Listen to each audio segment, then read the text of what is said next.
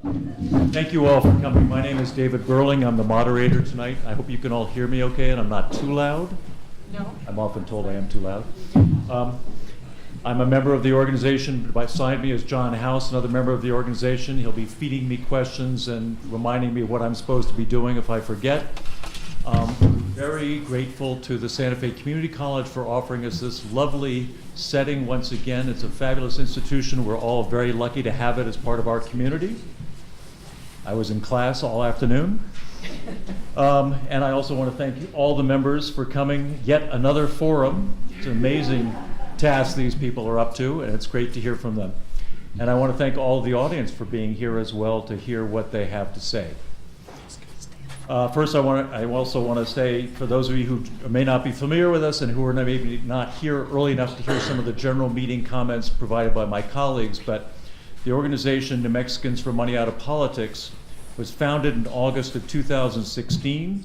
We are a nonpartisan grassroots organization whose mission is to remove the corrupting influence of money in politics and make government work for all the people of New Mexico and our country.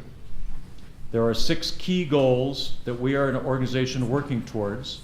They are found in these little pamphlets, which you can find at the tables outside if you haven't picked one up already. It gives our website and other information if you need it. I invite each one of you to pick one up, take it home with you, review it, consider whether or not you would like to help us in any way, from sending money or just participating as a volunteer, spreading the word. There's also a sign-up list in the back if you want to be on our email list to keep up with our events and our progress in changing the way politics are practiced in the United States.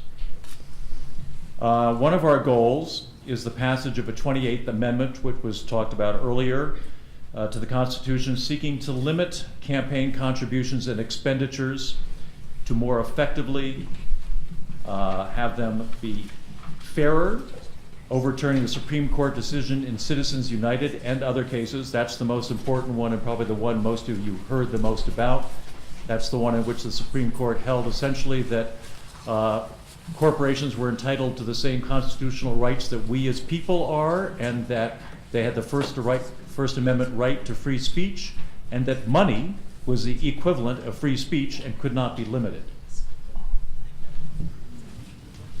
As part of this, we are working with American Promise, a national organization that was mentioned earlier, also working at all 50 states and at the federal level to try and get elected candidates and elected officials to sign pledges to effectuate the 28th Amendment. You can find it in a copy. I think we have copies in the back of the room. I'm not sure if I've seen them tonight. They were going to be here, but if not, you can find it online at our website, which is www.nmmop.org, Mexicans for Money Out of Politics.org. We are also asking tonight's candidates to consider signing this 28th Amendment pledge, which we have previously circulated to them. There's also a table at the back of the room, I think actually it's in the hallway, where there is literature provided by each of the mayoral candidates. If you want to find out more about them, any badges or stickers or whatever else, bumper stickers. The complete format for tonight's forum is also on sheets that were out there at the front of the table. I'm going, and you can pick one up if you want. I'm also going to give them briefly. First of all, each candidate will have 3 minutes for an opening statement. Those will be followed by a question and answer session, starting with a question about the city's public campaign finance system, and then questions from the audience, some of which have been previously submitted and some which were submitted just moments ago, and he's trying to edit and make sure we don't have too many repetitions. If you have another question that comes up, stick up your hand. There's some runners in the back that will pick up your questions from the audience, and we have paper and pencils or pens out there if you want to write them down. We're only going to have time for about 10 questions given the amount of time we have this evening, and there may not be time for all submitted. We reserve the right to choose from the submitted questions the most pertinent and may edit them for brevity and clarity. Then, each candidate will have 2 minutes to respond to each question. And as KSFR did it in the same room a couple of weeks ago, we're going to rotate the order by last name alphabetically for each round. At the end of the question and answer session, each candidate will have 90 seconds for a closing statement. And now I'm going to introduce each candidate. Some of the candidates submitted things, some didn't. We've sort of pulled things together. I hope I do this okay and it will satisfy our candidates tonight. Starting with Peter Ives, 63, is a 2-term city councilor for District 2 and an attorney. He's been a resident of Santa Fe for more than 34 years and is married to Patricia Salazar Ives, a native northern New Mexican. Previously, he was chair of the Santa Fe Solid Waste Management Authority and currently is chair of the Public Works Committee and Water Conservation Committee, vice chair of the Buckman Direct Diversion Board, and a member of the Finance Committee and mayor's alternate to the Coalition of Llano Communities. Joseph Maestas, 57, is a Santa Fe City Councilor for District 2 and a former mayor of Espanola. He was born in Santa Fe and raised in Santa Cruz. He holds a bachelor's and master's degree in civil engineering and is a registered professional engineer working as a business development manager with a local engineering firm. Kate Noble is dedicated to improving her hometown. She was born in Santa Fe and attended the public schools. After Columbia University and 10 years as a journalist with BBC Television's World Business Report in New York City and London, she returned to Santa Fe to work in city government, focusing on economic and community development for 9 years. She currently serves on the Santa Fe Public Schools Board of Education. Ron Trujillo, 48, was born and raised in Santa Fe and has devoted his working life to this city. He is a 3-term city councilor for District 4 who works in the State Department of Transportation Fleet Management Bureau. He is the chair of the Public Works, CIP, and Land Use Committee and of the Community Development Commission, as well as a member of the Finance Committee and Mayor's Youth Advisory Board. Alan Webber is an entrepreneur and a successful businessman who co-founded Fast Company magazine. He's worked in local, state, and federal government, volunteered with nonprofits, and assisted local businesses. He's spent his career managing and leading people and organizations. He started a nonprofit in New Mexico that has mentored entrepreneurs and helped local small businesses succeed. Okay, sorry, did you have your statements first? Yes, 3 minutes. Go on.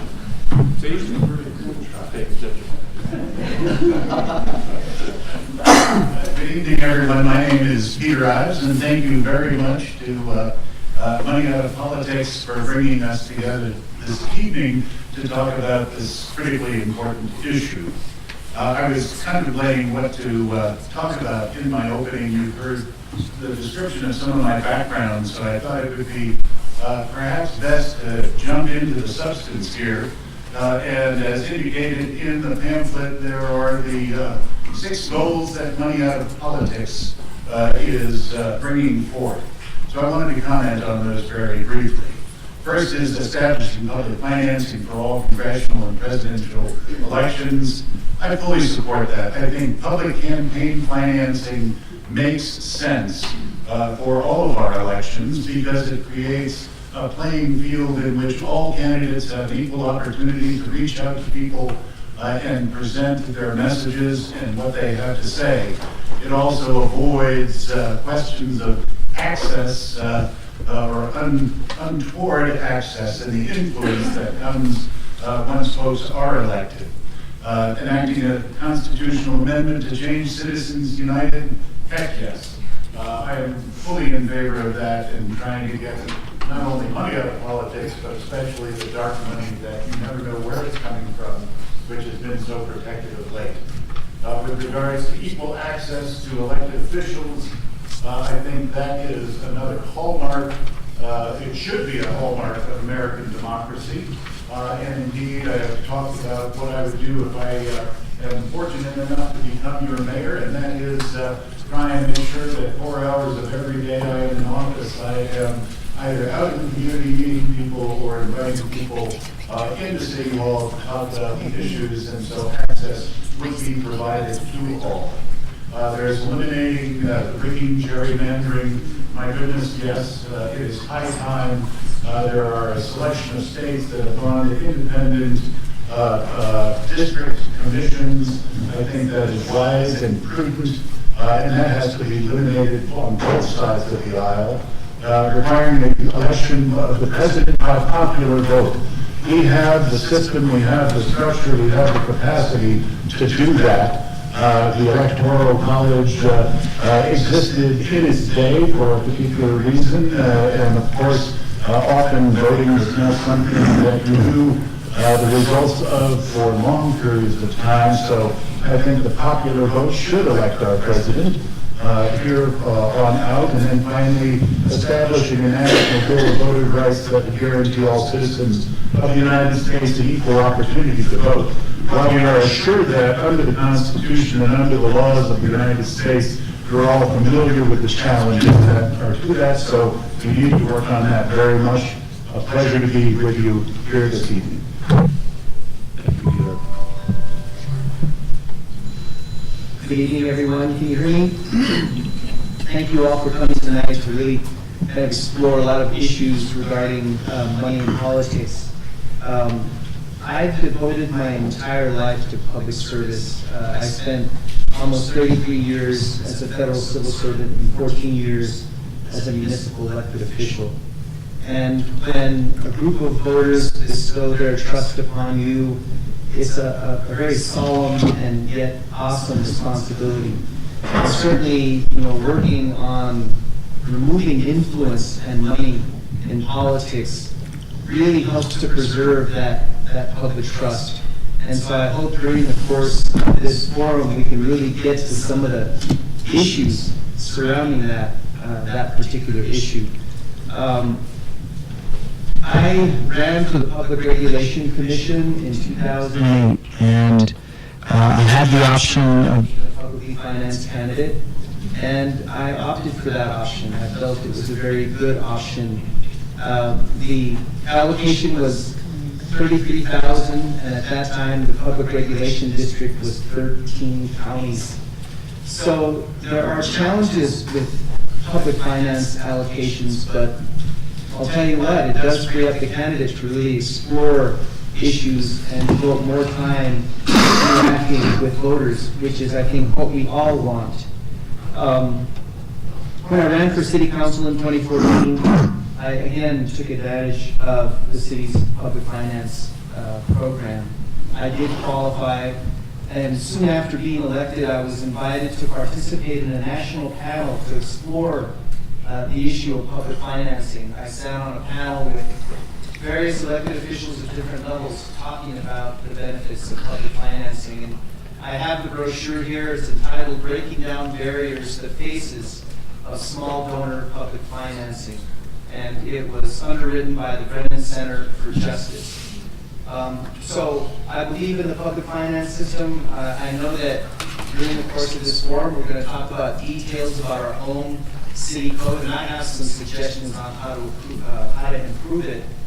As a candidate for mayor, I did not opt into the public finance because it lacks the match provision for that. That part of public financing was struck down in a court of law because that law was dependent on the fundraising performance of the privately financed candidate. And so what we need to do is we need to work on incentives for the publicly financed candidate to qualify for a match provision for public funds in order for that publicly funded candidate to keep pace with a privately financed candidate. So it's quite complex, it's legal, but we're a home rule city, and I think we know as Santa Feans, we want to realize our own path to self-determination. So I hope we have a good discussion. Thank you. Hello, my name is Kim Noble, and I really decided to work in government, I think in 2007. I had moved back to Santa Fe, and I went to visit an old family friend who was the city attorney for the city of Santa Fe to talk about whether I should apply for a job in economic development, which I had been encouraged to do by the woman who was in charge of the department. I'd done a contract. We worked very well together. And I'll sort of never forget the moment, because the city attorney sat back in his chair and he said, you just strike me as a public sector person. And I was unconvinced, because I'd been working for ABC News and in this small, nimble team going around the world shooting stories. But I thought, what does that mean? And 10 years later, I really understand what that means, which is that I am passionate about government and about government functioning well, because it is the single most important institution that we have, and it is the one that shapes everything else. I spent a lot of time covering business and economics news, and then in economic development working on policies, and government sets that. Government has big spending, it sets the social and cultural tone, the regulations for business. So I am now running for mayor because I've continued my passion for government, for public service, and this institution that defines all others and matters so much in our civilized society. And I appreciate being here tonight and the work to get money out of politics, because that is foundationally important work.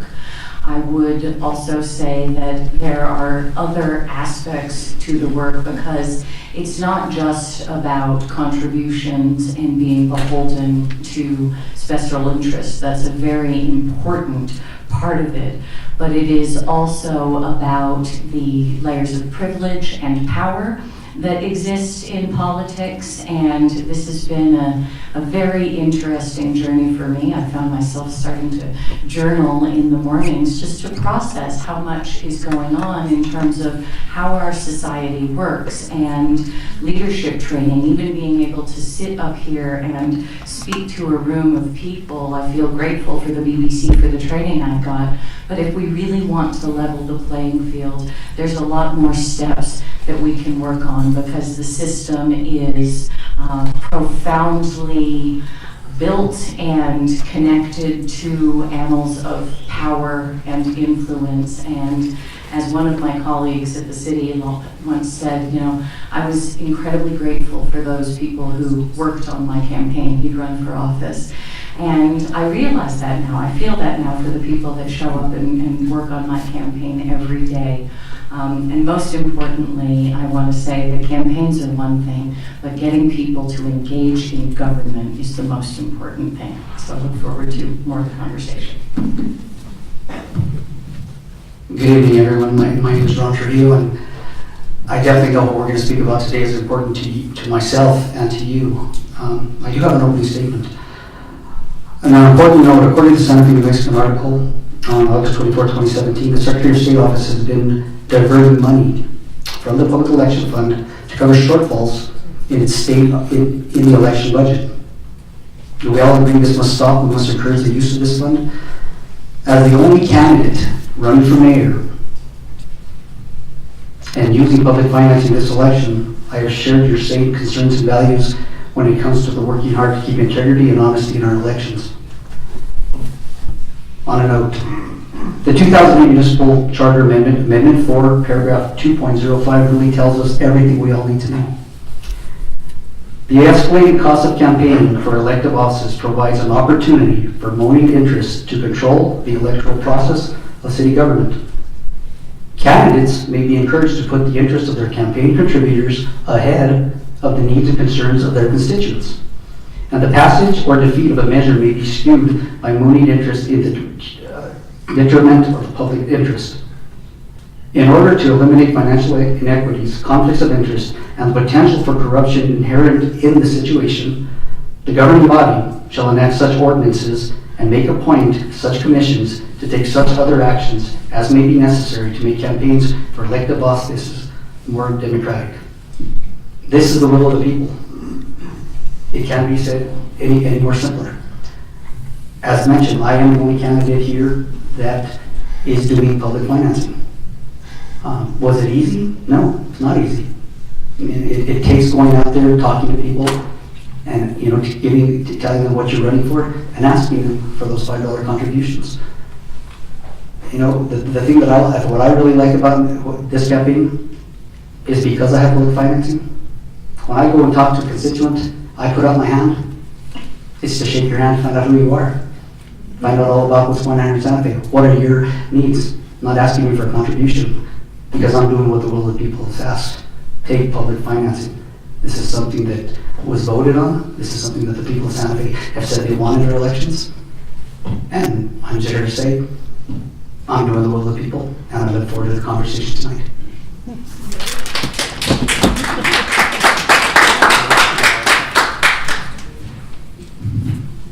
Thank you.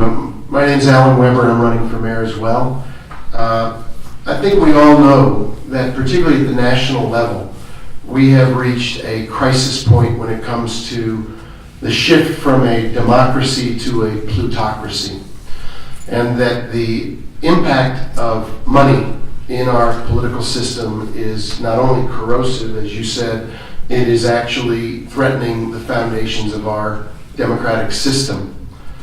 I think it is really critical that we all stand up and support campaign finance reform, that we support Senator Udall's effort to pass a constitutional amendment that will overturn Citizens United and make that really disastrous Supreme Court decision no longer the law of the land. I think we need to have transparency and sunshine in all parts of our political system. The good news, at least for Santa Fe, is that when we are talking about privately financed campaigns, the requirements for reporting and making those contributions clear are very exacting, and there is no dark money. There is no way to hide a contribution. You all have access on the web to everybody's campaign contributions, the sources, the amounts, the individuals. I also want to agree with something that Kate said, which is that campaigns in a way are not just about winning or losing. They're a microcosm of how each candidate would govern if they were to be elected. That a campaign is, Gandhi said, the means or the ends in the making. So what you see in the way each of us campaigns is a way for you to assess how we would be the mayor of Santa Fe if we were elected. I started my campaign by calling it very early on a big tent. And the idea is to invite everybody in the city of Santa Fe to participate in a campaign that knows no boundaries when it comes to the districts of the city, the kinds of people who are involved, their backgrounds, their educational aspirations, their economic well-being. All people are invited to my campaign and to be a part of the big tent. I'm very proud to say that I have already had 722 people from across the city endorse my candidacy. That's a sign that it's not about one segment of the population, it's about being mayor of the entire city. So when you take a look at each campaign, look at the campaign contributions, or in Ron's case, the public financing, but also look at the way the campaign is reaching out to involve people so that after the campaign is over, the quality of leadership and management in City Hall will be broad-based, deep, and inclusive. Thank you very much for all the candidates.